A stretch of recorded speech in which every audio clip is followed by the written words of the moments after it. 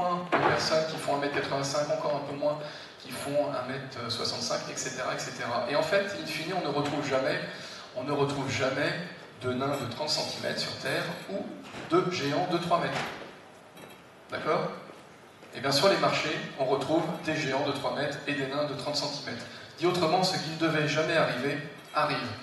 Des figures, en fait, des spreads, enfin des décalages de cours de 500 pips en une séance, ça arrive, que ce soit à la hausse ou à la baisse. D'accord? Ce qui ne devait jamais arriver, arrive. Voilà. Donc en fait, le marché, déjà, il ne suit pas une loi normale. Deuxièmement, suit-il une marche aléatoire? Pareil, je vous passe les coulisses, voilà le résultat. Ici, nous avons la fameuse loi normale en bleu. Vous voyez, elle est idéale, elle s'aplatit, elle tend vers 0 sans jamais l'atteindre dans l'absolu. Et puis ici, nous avons la réalité. Et nous avons les fameuses... On retrouve ce concept de queue de distribution épaisse qui se retrouve même dans le corps, en quelque part. Je vous passe les termes mathématiques, je vous passe tout ça. Dit autrement, parce que là, on parle de mouvement général des cours, c'est-à-dire une fois que le mouvement est entamé, eh bien, une fois que le mouvement est entamé, on a plus de chances de voir le mouvement se continuer que le mouvement, eh bien, revenir en arrière. Dit autrement, le fameux adage « suivez la tendance » est réel sur les marchés, puisqu'on a plus de chances quand on a, alors là, vous voyez, une hausse, une deuxième hausse, à partir de 2 hausses, on a plus de chances d'avoir une troisième hausse que de voir un retournement. On a plus de chances de voir, quand on a 3 hausses, une quatrième hausse qu'un retournement. Et inversement pour les phases de baisse. D'accord? Donc ça, c'est hors obstacle, hors tout, c'est de manière générale dans l'absolu. D'autrement, le marché ne suit pas statistiquement une marche aléatoire. Une marche aléatoire, pour vous juste introduire le concept, c'est très simple, c'est quand je fais un pas en avant, eh bien finalement, peu importe l'historique, j'ai autant de chances de faire encore un pas en avant que de faire un pas en arrière. C'est ça une marche aléatoire. Et la marche aléatoire nous donne, à la finale, une loi normale. Les marchés ne suivent pas une marche aléatoire et ne suivent donc pas la loi normale. À l'approche des supports et des résistances qui sont la base en quelque part de l'analyse technique, nous avons l'effet inverse. Alors évidemment, ça dépend d'où on règle le curseur, c'est plus ou moins marqué, mais nous avons l'effet inverse. Dit autrement, quand on touche une résistance ici, c'est-à-dire que le mouvement de hausse est entamé certes, mais on touche une résistance, à ce moment-là, on a plus de chances de voir un rebond. Et inversement, sur un support, on a plus de chances de voir un rebond, donc vers le haut, alors que l'on descendait. Et autrement, ce graphique vous prouve que l'analyse technique fonctionne. Vous voyez, il y a peu de hasard derrière tout ça. Bon, je vous passe un petit peu l'histoire, parce qu'on n'a pas beaucoup de temps, mais sachez que sur le marché, oui, les variations ne sont pas continues. Le marché n'est pas linéaire, c'est ce que disait Vincent, le marché n'est pas linéaire. Et là, on commence à rentrer dans cette histoire de chaos. Vous savez, on se représente souvent de manière caricaturale une courbe de marché sur des petits dessins humoristiques, une courbe de marché en dents de scie. Eh bien oui, les marchés sont en dents de scie. Les marchés ne sont pas des belles sinusoïdes. Les marchés sont en dents de scie, et même pire que ça, ont un comportement donc, qui n'est pas aléatoire, qui est totalement déterministe, puisque chaque mouvement peut s'expliquer, et à la finale, in fine, le mouvement global peut s'expliquer, sauf qu'il est chaotique, au sens où il est très complexe à décrypter. Ici, nous avons un exemple avec l'euro-dollar fin décembre 2011 en bougie de 1 heure. Et nous avons une phase, enfin une période pendant laquelle finalement les cours ont évolué dans un range, vous voyez, pendant eh bien, de longues séances. Et nous avons ensuite eh bien, un effet vertical qui tranche avec l'horizontale. Et ça, c'est le côté fractal, fractus. Il y a une fracture en quelque part, d'accord? C'est exactement la même chose. Alors ça, c'est une image que j'emprunte à Benoît Mandelbrot, qui est un autre Benoît, mais qui est le père des fractales, en quelque part. Quoi? Eh bien, nous avons un effet dans notre monde qui n'est pas linéaire dans l'absolu. Par exemple, vous prenez une aile d'avion, dans une soufflerie, vous avez, si vous matérialisez un petit peu le flux d'air, eh bien, vous avez un écoulement parfait au-dessus et en dessous, d'accord? Extrado, intrado, la portance, tout va bien. On cadre un petit peu, l'avion va pouvoir augmenter sa portance, décoller, l'air s'écoule bien. On cadre encore, et à un moment donné, eh bien, le monde n'est pas linéaire, on a un effet de vortex, on a une cassure, l'aile décroche, l'avion s'écrase. C'est pour ça qu'on a un maximum pour cabrer les avions. D'accord? Ce que je veux vous expliquer, c'est que oui, le monde fonctionne de cette façon. Le monde fonctionne par à-coups. Ça a été démontré aussi dans la mécanique quantique, le monde fonctionne par à-coups. Le monde n'est pas linéaire. Et il y a encore un tas de choses à dire là-dessus. Alors là, on avait un exemple, on en a un autre, qui est Euro-CHF, fin avril, début mai 2010, en bougie de 4 heures. Dit autrement, et pourtant on a le même mouvement, vous voyez, un effet horizontal, un effet vertical. Dit autrement, quand on compare les deux, on a l'euro-dollar d'un côté, l'euro-CHF de l'autre, on a 1 heure d'un côté, 4 heures de l'autre, on a deux périodes totalement différentes, puisque là on est à fin 2011 pour le premier, et puis on est plutôt début, mi-2010 pour le second. Bref, on a des paires différentes, on a des unités de temps différentes et des périodes différentes. Tout est différent, et pourtant, les mouvements sont similaires, et c'est la base de la théorie fractale. Les mouvements sont similaires. Il y a une sorte d'autosimilarité. Ça ne veut pas dire identique, c'est similaire. C'est-à-dire que ça s'en rapproche. Alors c'est quoi une fractale? Une fractale, c'est une structure en fait, qui se répète à différentes échelles. Donc il y a une notion de récurrence, il y a une notion fractus, on en a parlé. Et vous voyez, là, ce sont des triangles, par exemple, bien. On peut faire ça avec des carrés, avec des ronds, avec ce que vous voulez. Et on a cette notion de similarité, d'autosimilarité à différentes échelles. Alors, je prends petit g, qui est ça c'est une fractale mathématique toute simple. G, qui est une structure petit g de base. Et quand on met 3 petits g ensemble, vous voyez, ça nous fait 3 petits g, ça nous fait un grand g. Et le grand g, regardez bien, il est identique au petit g. C'est ça, le monde fractal. D'accord? L'autosimilarité à différentes échelles. Pourquoi je vous parle des échelles? Parce qu'en fait, bon, ça, petite panoplie de fractales, on va passer, parce que vous voyez, il y a de tout, hein, il y a des ronds, des cercles, il y a même le chou romanesco ici, qui se retrouve dans la nature, hein. On a la fougère ici, qui se retrouve dans la nature. Bref, les mathématiques fractales, le concept fractal, ça permet à la nature de créer des choses complexes qui ne sont pas forcément identiques d'une feuille à l'autre, ou d'un être humain à un autre, on va dire, et pourtant, on a une sorte d'autosimilarité. Et tout ça à partir d'une information très condensée. Parce que les formules mathématiques pour dessiner ça sont très simples. Elles tiennent en une ligne, voire en quelques caractères. Alors, pourquoi je vous parle de ça? Pourquoi je vous parle de cette autosimilarité? Encore 2 minutes, je vous parle de ça. C'est très simple, parce que appliqué au marché, voilà ce que vous devez faire. 2 minutes, c'est court, mais retenez bien, parce que là, c'est le cœur du sujet, qui va introduire pour le reste cette notion de cycle, de phase. Cette notion de cycle, c'est que sur les marchés, nous avons sans cesse des cycles, c'est-à-dire des phases haussières suivies de phases baissières, suivies de phases haussières, suivies de phases baissières, etc. etc. Je ne vous apprends rien en disant ça, et pourtant c'est toujours bon de le rappeler. Si le marché était de cette façon, c'est-à-dire une phase haussière identique à la phase baissière, des cycles identiques, etc., etc., on serait tous riches, puisqu'on saurait où acheter et où vendre. Et vous le savez bien en pratique, eh bien, le marché est plus chaotique que cela. Mais pourquoi il est chaotique? Il est chaotique parce que derrière, eh bien, quand on prend un cycle, ce cycle-là, par exemple, nous sommes en début de cycle.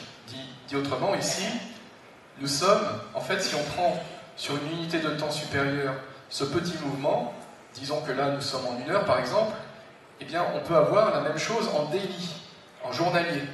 Et à ce moment-là, en mixant les deux, un grand début de phase haussière sur du journalier, tandis que nous sommes en oscillation en horaire, eh bien, nous avons l'effet de superposition, dit autrement, eh bien, nous avons, vous voyez, la courbe de marché, en fait, qui est déformée par l'unité de temps supérieure. D'accord? Vous voyez? Au lieu de faire ce qui est en pointillé, elle fait ça. Et là, vous voyez, je ne vous parle de quoi? Je ne vous parle que de 2 unités de temps superposées, sachant que sur les marchés, il y en a à l'infini, car il y a des investisseurs long terme et des scalpers, et puis entre deux, il y a tout un monde. D'accord? Donc chacun son unité de temps, chacun son objectif. Et à la finale, ça nous fait des phases de hausse, des phases de consolidation, des phases de hausse, enfin de hausse ou de baisse, en tout cas des phases d'impulsion et des phases de consolidation. Impulsion, consolidation. Un petit exemple sur le marché, voilà, le CAC 40. Vous avez ici des cycles dont les périodes varient avec le temps, puisque c'est chaotique en quelque part, et que ce n'est pas totalement identique à chaque fois, vous voyez. Ça, ce sont les cycles. Ici, nous avons un cycle. Ici, nous avons un cycle. Ici, nous avons un cycle. Ici, nous avons un petit cycle. Et nous avons encore un petit cycle, avec une amplitude un peu plus forte. Encore un petit cycle. On va zoomer sur ce cycle. Je zoome, et que vois-je? Alors oui, petit rappel, pour info, nous étions en daily ici, hein, d'accord? Je zoome, et maintenant j'ai le graphique en horaire. Hein, donc la théorie de tout à l'heure, on la voit en pratique. Ce fameux petit cycle sur lequel on a zoomé, maintenant devient en quelque part gros, mais il est composé de sous-cycles, qui sont ici composés d'une phase baissière, puis d'une phase haussière, corrigez-moi hein, si je me trompe, d'une phase haussière, d'une phase baissière, d'une petite phase haussière ici, d'une phase baissière, d'une phase haussière, d'une phase baissière. D'accord? Dit autrement, c'est l'effet de superposition qui joue à plein. Alors là, l'exemple est assez propre, mais oui, mesdames et messieurs, ça c'est bien une phase baissière. Et oui, ça c'est bien une phase haussière, et ça c'est bien une phase baissière, et etc., etc. Même si la phase consolide en quelque part, puisque ça se mixe. Voilà. Voilà pourquoi, sur les marchés, et j'en aurai terminé, il faut absolument vous adapter. Et sur les marchés, vous traitez de la psychologie humaine et non pas des mathématiques. Et en fait, tous ces horizons de temps, tous ces traders, quelque part, qui se superposent, ça donne quoi? Eh bien, ça donne des turbulences, des lois d'échelle, des mouvements similaires mais non identiques. Donc vous devez anticiper la prochaine phase, et sur l'axe du temps, que l'on oublie un petit peu trop souvent, et moi, j'essaye de promouvoir, en quelque part, au maximum ce concept, à l'aide d'un oscillateur et par le décompte des phases et des cycles. Donc l'oscillateur, moi j'utilise le stochastique par exemple, mais vous pouvez utiliser autre chose.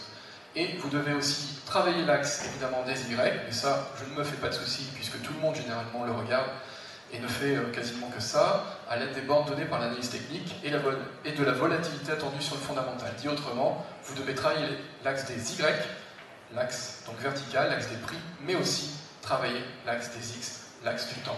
Et vous devez coupler les deux et vous adapter aux conditions de marché en vous rappelant une chose, c'est que les cycles, les périodes et les amplitudes, donc tout ça, ce sont des choses qui évoluent en permanence et dont, en quelque part, la formule évolue au gré, en quelque part, de la foule. Et donc, il n'y a pas une formule mathématique unique.